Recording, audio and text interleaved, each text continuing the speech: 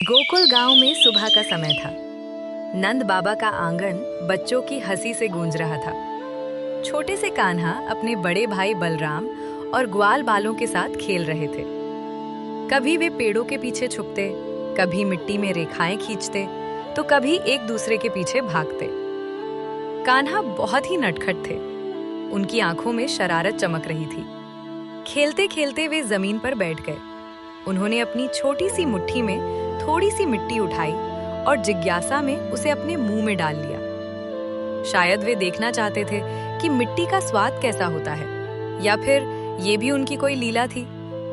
पास खड़े बच्चों ने ये देख लिया।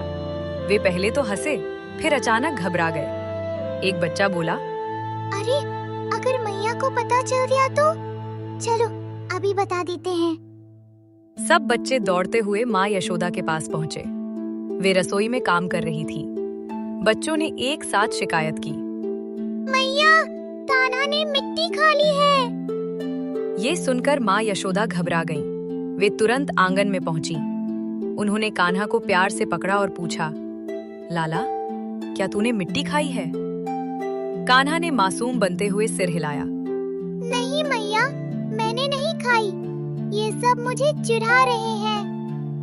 उनकी मीठी आवाज और भोला चेहरा देखकर कोई भी पिघल जाए, लेकिन माँ तो माँ होती है। उन्हें अपने बेटे की चिंता थी।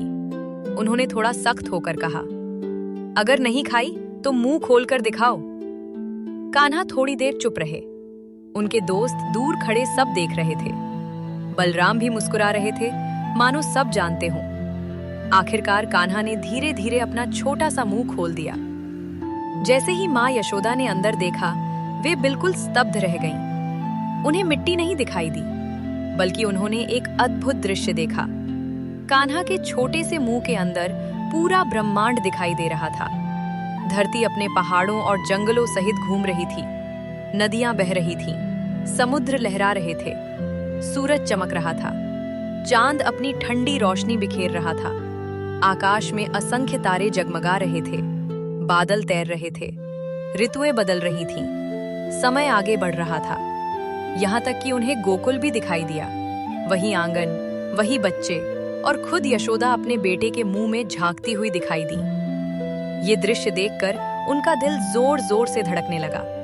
उन्हें समझ नहीं आया कि वे क्या देख रही हैं। क्या ये सपना है? क्या ये कोई चमत्कार है?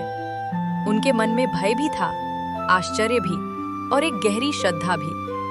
उसी क्षण उन्हें एहसास हुआ कि उनका प्यारा कान्हा कोई साधारण बालक नहीं है। वे स्वयं भगवान का अवतार हैं, जो लीला कर रहे हैं। लेकिन भगवान की माया बहुत अद्भुत होती है। अगले ही पल माँ यशोदा सब कुछ भूल गईं। उनका मन फिर से एक साधारण माँ जैसा हो गया। उन्हें अपने सामने वही नटखट बच्चा दिखाई दिया, जिसकी आंखों में मासूमियत थी। उन्होंने तुरंत कान्हा को अपनी गोद में उठा लिया, उसके गालों को चूमा और प्यार से कहा, तू मुझे बहुत परेशान करता है लाला। कान्हा मुस्कुरा रहे थे। उनके चेहरे पर वही बाल सुलभ शरारत थी।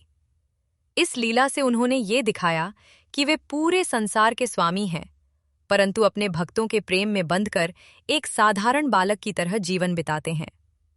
माँ का प्रेम इतना पवित्र होता है कि उसमें स्वयं भगवान भी बंध जाते हैं।